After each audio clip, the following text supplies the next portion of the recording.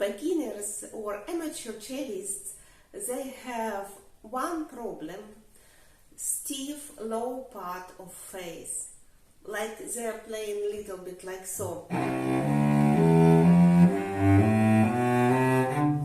because they're trying to do their best. So if you have the same problem, I should advise you to use the cork from wine. Squeeze a little bit cork between your teeth, like so.